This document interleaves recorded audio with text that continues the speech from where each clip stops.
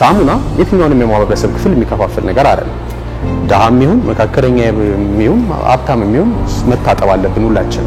አንድ አይደለም በቀን ወይም በሁለት ቀን ወይም በሳምንት በቀኑ 3 4 5 ጊዜ ነው። አላቂ የሆነ ነገር ሆኖ የማህበረሰብ ክፍል የማይከፍል ወይም የማይለይ ሆኖ በእንደዚህ አይነት ነገሮች ውስጥ ያለ ነገር ሆኖ የማያዋጣ ነገር ይኖራል። ኮላተራል ወይም እንደ ማስያዣ የሚታስይዘው ንብረት ቤት መኪና ምናምን ያስፈልጋል። ዝቅተኛ ከሆነ 2 ሰው ከፍ ካለ ደግሞ እስከ 4 ሰው ድረስ ሊያስፈልግ ይችላል። ሳሙናውን ለማምረት ኑድል የሚባል ኬሚካል ያስፈልጋል። ለምሳሌ አጃክስን ብናነሳ ሰማያዊ ውሃ በቃ ሊትራሊ ሰማያዊ ውሃ እንጂ አረፋ የለውም ምንም አያጸዳም። ደቂቃውን ሊንክ ፈጥረንላቸዋል። ማሽኑን ሰርተን ሰጥተናቸዋል። ማሽኑን ማንቀሳቀስ አሰልጥነናቸዋል። ከዛም በኋላ ደግሞ ራሱ ምርቱን ማምረት አሰልጥነናቸዋል። ማሸጊያውን አመቻችተንላቸዋል። ከዛ 1 አመት ዋስትና ሰጥተናቸዋል። ይሄን ሁሉ አድርገንላቸው መሸጥ ካልቻሉ በቃ ባይሰሩት ይሻላል ስራው። ሰላም ተመልካቾች፣ እንኳን ወደ አንቴና ማኑፋክቸሪንግ በሰላም መጣችሁ። ድርጅታችን ብዙ አይነት ማሽነሪዎችን በማምረት የሚታወቅ ሲሆን ዛሬ ደግሞ ትኩረት ያደረግነው የንጽህና መጠበቂያ ማምረቻ ማሽኖቻችን ላይ ነው። ስለ ማሽኖቹ ሙሉ መረጃ ባለሙያ ያለ ናሆም ይባላል። አብራችሁን ቆዩ። ናሆም ይባላለሁ። የአንቴና ማኑፋክቸሪንግ ላይ ማርኬቲንግ እመራለሁ። አንቴና ማኑፋክቸሪንግ የማሽነሪዎችና ስልጠናዎችን የሚያቀርብ ድርጅት ነው። መርካቶ የተለያዩ አይነት ማሽነሪዎችን እናቀርባለን። ማለትም ዘርፎች በየዘርፎቹ አግሪካልቸርም ላይ ሊሆን ይችላል፣ ኢንዱስትሪም ላይ፣ ኮንስትራክሽንም ላይ የትኞቹም የምንላቸው በየዘርፎቹ የተለያዩ አይነት ማሽነሪዎች አሉ። እነዛ ማሽነሪዎችን እናቀርባለን። ለምናቀርባቸው ማሽነሪዎች ደግሞ ስልጠናዎችን፣ ጥሬ ዕቃ ማቅረቦችን፣ ማሸጊያ ማመቻቸቶችን፣ ማንኛውም አይነት ነገሮችን ለምናቀርባቸው ማሽነሪዎች ፕሮቫይድ እናደርጋለን። አው ማለት አሁን ምን ያህል ማሽነሪዎችን አውጥታችኋል ለሚለው ትንሽ ከበድ የሚል ጥያቄ ነው። ማለት ብዙ ነው። አንድ 7-8 አመት አካባቢ ቆይተናል በዚህ ዘርፍ ላይ። በእነዚህ ጊዜያቶች ውስጥ ብዙ ማሽነሪዎች ወጥተዋል። አሁን ለቁጥሩ አስቸጋሪ የሚያደርጋቸው ዋነኛ ምክንያት ደግሞ ምንድነው? አሁን እኛ ማስተር እንደነገርኩ ቅድም በተለያዩ ዘርፎች ላይ ማሽነሪዎች አሉ። ነገር ግን እኛ ማስተር ያደረግነው ወይም ትኩረታችንን ሰተን የምንሰራበት ወይም ደግሞ አፕዴቶች ቶሎ የምናደርገው ዲተርጀንት ላይ ያሉ ማሽነሪዎች ላይ ነው። በዲተርጀንት ላይ ባሉ ማሽነሪዎች በጣም ብዙ ማሽነሪዎች ወጥተዋል። አሁን 3 ወርክሾፖች አለን ለጊዜው አዲስ አበባ ላይ ወደ ኮያ አካባቢ፣ ወደዚህ ወደ ላፍቶም አካባቢና ወደ አየር ጤና አካባቢ አሉ። አሁን ያለንበት ሾሩማችን ያለቁ ማሽነሪዎችን ቴስት የምናደርግበት፣ ልጆች በደንበኞቻችንን የምናሰለጥንበት፣ የኛንም አንዳንድ አዳዲስ ከዩኒቨርሲቲዎች የሚወጡ አዳዲስ ኢንጂነሮቻችንን እዚህ እናሰለጥንበት ያለንበት ቦታ ይሄኛው እንደ ሾሩም ነው። ግን ወርክሾፓችን ዳይሬክት ማሽነሪዎችን የምንሰራባቸው ቦታዎች እነዚህ ቅድም የጠቀስኩልህ 3 ቦታዎች ላይ ናቸው። አሁን ይሄኛው ሚክሰር ነው። ለምሳሌ ይሄ የደረቅ ሳሙና ወይም ደግሞ የጠጠር ሳሙና ስንል የገላ ሳሙናን፣ የልብስ ሳሙናና አጃክስን እናካትታለን ማለት ነው። እኛው የምትመለከተው ሚክሰር የተሰራበት ማቴሪያል በማይልድ ስቲል ነው። ግን በማይልድ ስቲል ብቻ ነው የሚሰራው ማለት አይደለም። እንደ ደንበኞች ፍላጎት ነው። በስቴንለስ ስቲል እንዲሰሩ ከፈለጉ በስቴንለስ ስቲል እንዲሰራ መደረግ ይቻላል። እነዚህም ደግሞ የብረት ቲክነሶቻቸው የሚታወቁ ናቸው። ያው የደንበኞቻችንም ያውቁታል ብዬ አስባለሁ። ምክንያቱም ወደዚህ ዘርፍ የሚመጡ ሰዎች የተወሰነ ትንሽዬም ቢሆን የተወሰነች እውቀት ትኖራቸዋለችና እነዚህ ብረቶች የተሰሩበትን ማቴሪያል ለማወቅ ብዙም አይቸግራቸውም ብዬ አስባለሁ። እዚህ ጋር የምትመለከተው ማሽን ደግሞ የደብል ኤክስትሩደር የሚባል ማሽን ነው። ደብል ኤክስትሩደር የምንለው ማሽን ደብል ኤክስትሩደር የተባለበት ሁለቱን ማሽኖችን አንድ ላይ አዋቅሮ ስለያዘ ነው። ያ ማለት ምን ማለት ነው? ሚሊንግ እና ፕሎደር ወይም ደግሞ የመዳመጥና ቅርጽ የማስያዝን ስራ የሚሰራው አንድ ላይ ስለተዋቀረ ነው። ይሄም በተመሳሳይ ከቀድሙ ወይም ደግሞ ከሚክሰር ማሽኑ ጋር በተመሳሳይ ይሄም የተሰራው በማይልድ ስቲል ነው። ወይም ደግሞ በማይልድ ስቲል ስንል ኖርማል ብረት ማለታችን ነው። ወይም የተለመደው በርና ሌሎች ነገሮች የሚበየዱበት ብረት ማለት ነው። ይሄም በተመሳሳይ ዋጋ ላይ ለውጥ እንዲያመጣ ተደርጎ ወይም ደግሞ ቀነስ እንዲልና አፎርደብል እንዲሆን ተደርጎ ነው የተሰራው። ከዛን ውጪ የምትመለከታቸው ጊርቦክሶችን ይጠቀማል፣ ዲናሞዎችን ይጠቀማል፣ ሌሎችም ነገሮች አሉ። ስለዚህ ከፍተኛ የሆነ ክብደት ሊኖር ስለሚችል እነዛን ከፍተኛው ክብደቶች መቋቋም እንዲችል ተደርገው ወይም ደግሞ እነዛን መቋቋም በሚችሉ የብረት ታይፖች ነው የተሰራው። ከሀገር ውስጥና ከውጪ የሚመጡ ነገሮች አሉ ወይ ምናምን ለሚለው አብዛኞቹ ነገሮች ሀገር ውስጥ የሚሰሩ ነገሮች ናቸው። ከዛን ውጪ ምናልባት የሚወጣው ከውጪ ሊመጣ የሚችለው ሞተር ነው፣ ዲናሞ የምንለው በተለምዶ ማለት ነው። ሞር ኮምፕሊኬትድ የማናደርግበት ዋነኛ ምክንያት ለሜንቴናንስ ምቹ እንዲሆን ወይም ደግሞ በቀላሉ መጠገን እንዲችል እና ደግሞ ርቀት ቦታ ከሄዳው ላይክ ለምሳሌ እንደ አክሱም ወይ ጅጅጋ ወይ ምናምን የምትላቸው ቦታዎች ላይ ከሄደ ከአዲስ አበባ ትልቅ ርቀት ነው ያለው። እኛ አሁን ለ1 አመት ዋስትና እንሰጣቸዋለን። ነገር ግን ርቀት ቦታ ስለሚሄድ ማሽኑ ችግር እንኳን ብልሽት ቢያጋጥመው ያው ማሽን ስለሆነ ብልሽት ቢያጋጥመው አዲስ አበባ ለማምጣት በጣም ኮስቲ ስለሚሆንባቸው ባሉበት ቦታ ለማስተካከል ባለሙያ በቀላሉ ማግኘት እንዲችሉ በሚል ቀለል ባሉ ማቴሪያሎች ግን ፈንክሽናቸውን ሳይቀንስ እንዲሰሩ ነው የሚደረገው። ከከተር ጋር የተገናኙ ነገር ላይ ዳይሬክት ነው አሁን ከደብል ኤክስትሩደሩ ጋር ነው የነገርኩ እንጂ ከከተር ጋር የተገናኙ ነገሮች ላይ የምታውቃቸው ሁሉም የሚመጡ ናቸው። ኮምፕረሰሩም ያው ኒውማቲክ ሲስተም ነው፣ በንፋስ ኃይል ነው የሚሰራው። ሴንሰሩም እነዚህ ኮምፕረሰሩም ከዛም በኋላ ደግሞ እዚች ኮንትሮሊንግ ቦርድ ውስጥ የምንጠቀማቸው ቦርዶችም ጭምር ታይመሮች ምናምን ጌጆች እንዳለ ያው እነዚህ ነገሮች ከውጭ የሚመጡ ናቸው። ግዴታ ከኛ ማሽን መውሰድ ብቻ አይጠበቅባቸውም። ከውጭ ያመጧቸው ማሽነሪዎችም ኑረው እነሱ ጋር ብልሽትና ችግሮች ካጋጠሟቸው ከኛ ጋር አብረው መስራት ይችላሉ። ምን አይነት ዝግጅቶች አሉ? አሁን በካፒታል ከሆነ የመጀመሪያው ነገር የሚሆነው ያው ካፒታል ነው እንደሚታወቀው ወደ አንድ ዘርፍ ላይ ለመግባት ስፔሻሊ ደግሞ ማኑፋክቸሪንግ ላይ ለመግባት። ስለዚህ አሁን በካፒታል ደረጃ ሁለት አይነት ሜትድ አላቸው። አንደኛው ሜትድ ራሳቸው ሀብቱን ማፈላለግ ወይም ደግሞ ቀጥታ ከነሱ የሚፈጠር ሀብት። ሁለተኛው ሜትድ ደግሞ የሚሆነው ክሬዲት ወይም ደግሞ ብድር ሲስተም ነው የሚሆነው። ብድር ሲስተም ሲሆን እንዴት ነው የሚሆነው ከሆነ ምናልባት እነዚህ ከሊዝ ፋይናንሶች አሉ። ከሊዝ ፋይናንሶች ጋር እኛ አብረን ስለምንሰራ በእነሱ በኩል ማለትም ደግሞ አሁን አዲስ አበባ ከሆነ አዲስ ካፒታል፣ ኦሮሚያ ክልል ከሆነ ኦሮሚያ ካፒታል፣ አማራ ክልል ከሆነ ዋሊያ ካፒታል፣ ደቡብ ሊዝ ፋይናንስ ምናምን የሚባሉ ሊዝ ፋይናንሶች አሉ። እነዚህ ምንድነው ጥቅማቸው ከነሱ ጋር መስራት የሚለው ነገር ሲመጣ አንደኛ ኮላተራል ወይም እንደ ማስያዣ የሚታስይዘው ንብረት ቤት፣ መኪና ምናምን አያስፈልግህም። በሁለተኛ ደረጃ የእፎይታ ጊዜ ይኖራቸዋል። ያው መንግስታዊ ተቋማት ስለሆኑና ወጣቱን አደራጅተው ለውጥ ለማምጣት እየሰሩ ያሉ ለትርፍ የተቋቋሙ ድርጅቶች ስላልሆኑ አንተ ሀብት እንድታገኝ ለማድረግ ይረዱሃልና የምታስይዘው ነገር ሳይሆን የሚኖረው ምናልባት ቢዝነስ ፕሮፖዛል ይፈልግ ይሆናል፣ አሊያም ያከራይ ተከራይ ውል ይፈልግ ይሆናል እና ተመሳሳይ ነገሮችን ስለሆነ የሚፈልጉት በእነሱ በኩል ዳውን ፔመንት 20% አካባቢ እስከ 50 ያላቸው ሰዎች የማሽኑ 50% ማለት ነው 1 ሚሊዮን ብር የሚፈጅ ማሽን ከሆነ የዛን 1 ሚሊዮን ብር 500,000 ብር ካላቸው ወደዛ ዘርፍ መግባት ይችላሉ። ስለዚህ የሀብታቸውን ሁኔታ ቅድመ ዝግጅት ማድረግ ከሚኖሩባቸው ነገሮች ውስጥ አንዱ ነው። በእነዚህ በሁለቱ ከአንዱን ሜትድ መርጠው መከተል ይችላሉ። ከቦታ አንጻር ደግሞ እንደየዘርፉ ይለያያል። አሁን ዲተርጀንት ስንላቸው ዱቄትም በሶሊዱም በፓውደሩም በሊኩዊዱም በደረቁም በዱቄቱም በፈሳሹም ብለን ነው የምንለው። ስለዚህ ሶስቱም የተለያየ አይነት ነገር ይጠቀማሉ።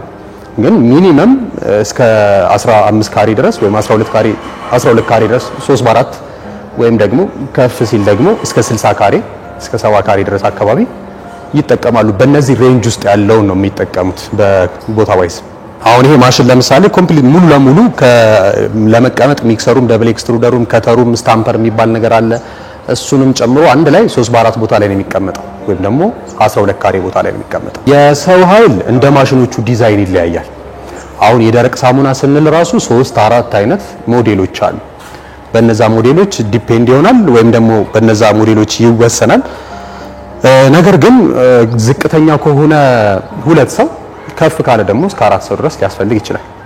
ጥሩ ጥያቄ ነው የጠየቀኝ። አሁን ከጥሬ ዕቃ ጋር በተገናኘ ወይም እንደ ግብአት ከምንጠቀማቸው ነገሮች ጋር በተገናኘ 2 አይነት ነገሮችን ማንሳት እንችላለን። አንደኛው ማምረት ራሱ ጥሬ ዕቃውን ይሄ ነው ለደረቅ ሳሙና ግብአትነት የሚያገለግለው ወይም ኑድል ይባላል። ከአኒማል ፋት ወይም ከፕላንት ልናገኘው የምንችለው ነገር ነው እና ይሄን ነው እንደ ዋነኛ ግብአትነት የምትጠቀመው ማለት ለአሁን ሳሙና ለመስራት ለምሳሌ ደረቅ ሳሙና ለመስራት 6-7 አይነት ኬሚካል ትጠቀማለህ። ግን ሜንሊ የምትጠቀመው ይሄንን ነው የምንጠቀመውና ይሄን ነገር ራሱ ማምረት ይችላሉ። ይሄን ነገር ማምረት ይችላሉ በዚህ ማሽን ማለት አይደለም። ሌላ ማሽን አለ ወይም ደግሞ ፕሮሰስ አለ ሳፖኒፊኬሽን የሚባል ፕሮሰስ።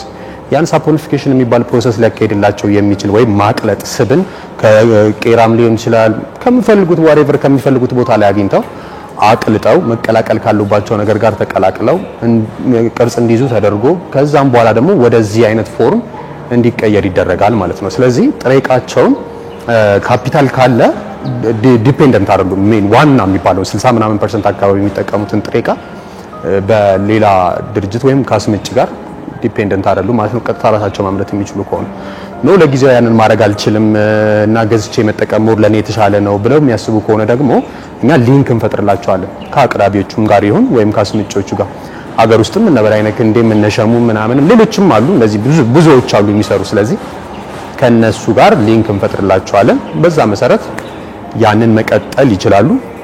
ሌሎችም ዲተርጀንቶች ላይ ፈሳሽም ላይ ምናምንም ከሆነ በተመሳሳይ አስመጪዎች ጋር ያው እኛ አብረን የምንሰራቸው አስመጪዎችም ሆነ አቅራቢዎች ስላሉ በእነሱ በኩል አብረው እንዲሰሩ እናደርጋለን ማለት ነው። ሁለተኛው ጥያቄ ተፈላጊነትን በተመለከተ ምን አይነት ወይ ማርኬት ላይ ምን አይነት ነገር አለው የሚለው ጥሬ ዕቃውን ሊንክ ፈጥረንላቸዋል። ማሽኑን ሰርተን ሰጥተናቸዋል። ማሽኑን ማንቀሳቀስ አሰልጥነናቸዋል። ከዛም በኋላ ደግሞ ራሱ ምርቱን ማምረት አሰልጥነናቸዋል። ማሸጊያውን አመቻችተንላቸዋል። ከዛ አንድ አመት ዋስትና ሰጥተናቸዋል። ይሄን ሁሉ አድርገንላቸው መሸጥ ካልቻሉ በቃ ባይሰሩት ይሻላል ስራውን ኮምፕሊት። ስለዚህ ራሳቸው ያንን ማርኬቱን መፈለግ መቻል አለባቸው። ሎጂካል ደግሞ ነገሮችን አሁን አንተ ስራው ላይ እንደቆየበት ሰው ምን አይነት ስራ ነው ወይስ ማርኬት አለው ወይ ምናምን የሚሉትን ነገሮች ከሎጂክ ዋይዝ ሳሙና የትኛውንም የማህበረሰብ ክፍል የሚከፋፍል ነገር አይደለም። ደሃም ይሁን መካከለኛ ይሁን ሀብታም ይሁን መታጠብ አለብን ሁላችን። ያ ደግሞ ዋን ታይም አይደለም፣ አንድ አይደለም፣ በቀን ወይም በሁለት ቀን ወይም በሳምንት በቀኑ 3 4 5 ጊዜ ነው የምንጠቀምበት። ስለዚህ ይሄ ነገር ምንድነው ማለት ነው? አላቂ ነው ማለት ነው። አላቂ የሆነ ነገር ሆኖ የማህበረሰብ ክፍል የማይከፍል ወይም የማይለይ ሆኖ በእንደዚህ አይነት ነገሮች ውስጥ ያለ ነገር ሆኖ የማያዋጣ ነገር ሊኖር አይችልም። ሞራ አዋጭ ይሆናል። ምክንያቱም አሁንም ሳሙናዎች መጠቀም አላቆሙም። ክፍለ ሀገርም ግን ስቲል ከአዲስ አበባ ነው የሚጫነው። በዛ ላይ ደግሞ ቶሎ ዋጋቸው ማውን ቶሎ በጣም ግራጁዋል የምትለው አይነት ለውጥ ነው ያለው። የዲተርጀንት ሳሙና የዲተርጀንት ላይ ያሉ ዋጋዎች ቶሎ በጣም ዋጋቸው እየጨመረ እየመጣበት ያለበት ምክንያት ምናልባት ኬሚካሎች ላይ ዋጋ መጨመሩ ራሱን የቻለ ትልቅ ተጽዕኖ ነው ይዞ ቢመጣም፣ ሁለተኛው ነገር ግን ሊሆን የሚችለው ያሉት ፋብሪካዎች ዲማንዱን ወይም ያለውን ማርኬት ሳትስፋይ ማድረግ ስላልቻሉ ወይም ደግሞ እጥረት ስላለን ቶሎ የዋጋ ለውጥ እየተፈጠረ የመጣው። ስለዚህ ይሄንን መስራት የሚፈልጉ ሰዎች ወደዚህ ዘርፍ ላይ ቢገቡ ማማከሩ ላይ እናማከራቸዋለን። ገንዘብ ይሄ ገበያ ትስስሩን አንፈጥርላቸው ግን ማማከሩን እናደርግላቸዋለን። ማለት ምን አይነት ነገር ማድረግ አለባቸው? ለምሳሌ ፈሳሽ ሳሙናዎች ቢሆን ፈሳሽ ሳሙናን በምን አይነት መንገድ መሸጥ አለባቸው? ማርኬቲንግ ስትራቴጂያቸውን ምንድነው ማድረግ ያለባቸው የሚሉት ነገሮች ላይ እንመክራቸዋለን። ምን ማድረግ አለባችሁ? ፕራዮሪቲ መሰጠት አለበት። ማን ገዢ ነው? ማን በልክ ተጠቃሚ ነው? የትኛው ማህበረሰብ ክፍል ላይ ነው የሚጠቀመው? ማህበረሰባችን ምን አይነት ሳሙናዎችን ይፈልጋል? ደረጃዎች መከፈል አሉበት ወይ ምናምን የሚሉትን ነገሮች በምን አይነት መንገድ ማስኬድ እንዳለባቸው ምክር ስለምንሰጣቸው እዛ ላይ በደንብ ያግዛቸዋል። ዲተርጀንት ላይ መግባት በደንብ አዋጪ ነገር ነው፣ አላቂ ነገር ነው፣ ሁሉም ሰው የሚጠቀመው ነገር ስለሆነ ገንዘብ ዋይዝ በትርፍ ደረጃ ደግሞ ስንመጣ አሁን ከዝቅተኛ ጀምሮ ሬንጆችን ለመጥራት ያህል ዝቅተኛ የምንለው ፈሳሽ ሳሙና ላይ ያለ ነው። ፈሳሽ ሳሙና ላይ ዝቅተኛ የምንለው 70 ሺህ ብር ማሽን ነው። ከዛን ውጪ ደግሞ ሌሎች ማሽነሪዎች ላይ ያው ከፍተኛው መጥቀስ አንችልም፣ እንደዚህ ነው ማለት ስለማንችል። ምክንያቱም አሁን እኛ ከስተም እንሰራለን። ስታንዳርድ እና ከስተም ነው ያለው አይደል? ሁለት አይነት ያው ስታንዳርድ ማንኛውም ሰው የሚፈልገው ወይም የሚታወቁትን እንሰራለን። ከዛን ውጪ ደግሞ የደንበኛው ፍላጎት ደንበኛው ስፔሲፊኬሽን ይሰጠናል። እንደዚህ በቀን ይሄን ያህል የሚያመርት ኢቭን በቶን የሚያዙን ሰዎች አሉ። 8 ቶን 9 ቶን ሳሙና በቀን ውስጥ ማምረት የሚችል ምናምን የሚሉን አሉ። እና ሰው ከፍተኛው ሊሚት የለውም። አሁን ለጊዜው በእናንተ የሰራችሁት ከሆነ እኛ እስከ 7 ሚሊዮን ብር ድረስ ማሽነሪዎች አሁን ቅርብ ጊዜ ያቆምናቸው ማሽነሪዎች አሉ። ግን በአብዛኞቹ በእነዚህ ሬንጆች ውስጥ ያሉ ናቸው። ከ70 ሺህ ብር ጀምሮ እስከዛ ድረስ ሊሄድ ይችላል። ከዛም ውጪ ፓኬጆች አሉ። እኔ ሴንስ ምን ማለት ፈልጌ ነው፣ ከደረቁም ከዱቄት ሳሙናውም ከፈሳሽ ሳሙናውም አንድ እንደዚህ አዋቅረን ያወጣነው ፓኬጅ አለ። ያንን ፓኬጅ ይዞ ገብቶ ሰው መግባት ይችላል። ከፈለገ ደግሞ ነጣጥሎ ለየብቻ የደረቁን ለብቻውን የፈሳሹንም ለብቻ ወይ ዱቄት ሳሙናውን ለብቻ መግባት ይቻላል። ካስፈለገ ደግሞ የደረቅ ሳሙናውንና የዱቄት ሳሙናውን ለመጀመር አንድ ሼር የሚያደርጉትን ነገር ፈጥረን የተወሰነ ካሽ እንዲቀንስላቸው አድርገን ሁለቱም በአንድ ፓኬጅ ማውጣት ይቻላል። ቢመጡ እና ብናወራ ሞርች ብዙ ነገሮቻችንን አብረን እንፈታቸዋለን። የመጀመሪያው ነገር ኮንሰልት ነው የሚሆነው። ብዙ ጊዜ አሁን እኛ የመጣንበትን ትሬንድ ከደንበኞች ጋር እንነጋገራለን። ማለት ምንም አሁን ንጹህ ነው የሚመጣም ሰው ይኖራል። ገባ ምንም ነገር ፕላን አላደረገም።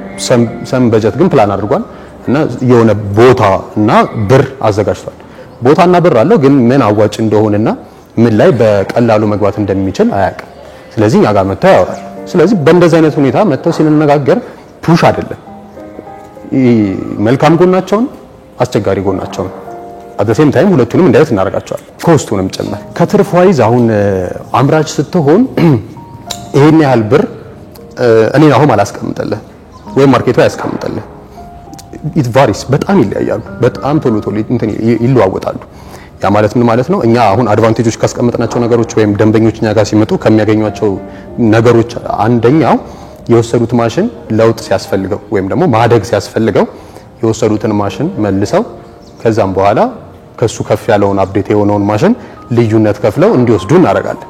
ያን የምናደርግበት ዋነኛው ምክንያት አሁን ስትገባ ለምሳሌ በቀን ውስጥ 30 20 ምናምን ሺህ ብርም የሚያሰሩ ከዛም አልፎ እስከ 100 ምናምን ሺህ ብር ድረስ የሚያሰሩ ስራዎች ማሽነሪዎች ናቸው። እነዚህ ማሽነሪዎች ግን እነዛ ነገሮች በእንደዚህ በየቀኑ ያብር ነው ወይም ደግሞ ከዛ ያነሰ ብር ነው ማለት አይደለም።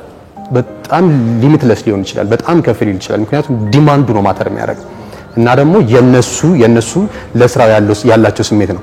ይሄን ያስረዳ ያለበት ዋነኛ ምክንያት ነው መሰለህ። ለምሳሌ አጃክስን ብናነሳ አጃክስ ጋር አሁን በጣም ብዙ ሰዎች አሁን እናቶቻችን የሚሆኑ ሴቶች አሁን ከአዲስ አበባ ማርኬት ላይ ቢወጣም ብዙ ቦታዎች ላይ ኮምፕሌን የሚያቀርቡበት ነገር ምንድነው? ሰማያዊ ውሃ ነው። በቃ ሊትራሊ ሰማያዊ ውሃ ነው እንጂ አረፋ የለውም፣ ምንም አያጸዳም ምናምን። ያ የሆነበት ምክንያት ትርፍን ለመጨመር ስትፈልግ ኳንቲቲን ትጨምራለህ እንጂ ኳሊቲን አትቀንስም። ብዙ ጊዜ ግን እነሱ ኳንቲቲ ከማብዛት ይልቅ ከኬሚካሎች የተወሰኑ ነገሮችን ይቀናንሱና ትርፋቸውን ለማብዛት ይሞክራሉ። ያ ደግሞ የሆነ ነገር ስለቀነስክበት ፎርሙላውን አዛብተዋል ማለት ነው። ፎርሙላው ደግሞ በኬሚካል ኢንጂነሮች በትክክል ተሰርቶ የመጣ ኬሚካል ፎርሙላ ነው። አንድ ራንደም ሰው ዝም ብሎ የሚቀያየረው ነገር አይደለም። በዛ ምክንያት እነዛ ሰዎች ከማርኬት እንዲወጡ ይሆናል ማለት ነው። ልክ ያንን ነገር ደግሞ ምርቱን ለመጨመር 50 ኪሎ ግራም ሚክስ ያደርግ የነበረ ማሽንን ወደ 100 ኪሎ ግራም ማድረጉ ደግሞ ሞር የተሻለ ነው ትርፍን ለመጨመር። ስለዚህ ገንዘብ የሚያገኙት ትርፍ ይሄ ብር ነው 30 ብር ነው ወይም 20 ብር ነው ወይም 30 ሺህ ብር ነው ወይም 100 ሺህ ብር ነው ልላቻች ሞስት ኦፍ ዘ ታይም ከፍ ያለ ሳንቲም ነው የሚሰሩበት። ግን ደግሞ እዛ ጋር ይቆማል ለማለት ፈልጋለሁ። በደንብ አድርጎ የሚቀጥል ነገር ነው። በደንብ እየሰሩት ከመጡ ኳሊቲ ላይ ያተኮሩ ከመጡ ትርፋቸውን ሚኒማይዝ አድርገውት ተደራሽነታቸውን እያሰፉና ኳሊቲያቸውን እያስተካከሉ በመጡ ቁጥር የትርፍ መጠናቸው በደንብ እያደገ ይመጣል። ለምሳሌ ፈሳሽ ሳሙና ላይ ብናነሳ የ1000 ሊትር አሁንኛ በደንብ ለሰዎች የምንመክረው ወይም እንዲወስዱት የምንነግራቸው 1000 ሊትር በ20 ደቂቃ የሚሰራ ማሽን ነው። በቀን ውስጥ እስከ 26000 ሊትር አካባቢ ድረስ ይሰራል። ይሄ ማሽን አሁን በሊትር 10 ብር ይሰሩበታል። ማሽኑ በቀን ካፓሲቲ 26000 ሊትር መስራት ይችላል። 10000 ሊትር ቢሰሩ ለ10 ብር ማባዛት እና አንድ ማሽኑ ራሱን ከማሽኑ በፊት ያው ማማከሩ ይቀድማል። ማማከሩን እናቀርብላቸዋለን።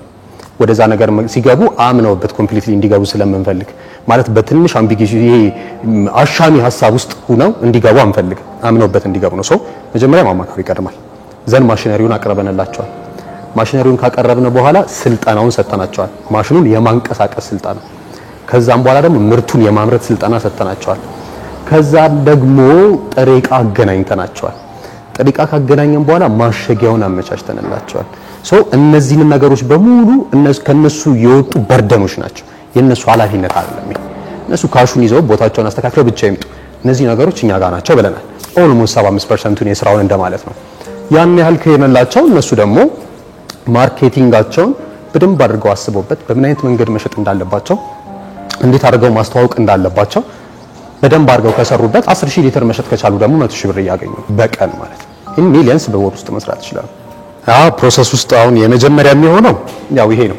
ቅድም ልጠቅስላችሁ እንደሞከርኩት የሳፖሊፊኬሽን ፕሮሰሱን ወይም ደግሞ ቅደም ራሱን ጥሬ ዕቃውን ማምረቱን የሚባለው ነገር አልፈ ነው በተመረተ ጥሬ ዕቃ እንዴት አድርገን ሳሙናውን እናመርታለን ወደሚለው ስንመጣ የመጀመሪያው ነገር የሚሆነው ሚክሰር ነው። ሚክሰር ያው አንደኛው ስራው ከመቀላቀል ውጪ መፍጨት ነው። ይፈጭና ሌሎችን 6-5 አይነት ኬሚካሎችን እንጠቀማለን ለደረቅ ሳሙና።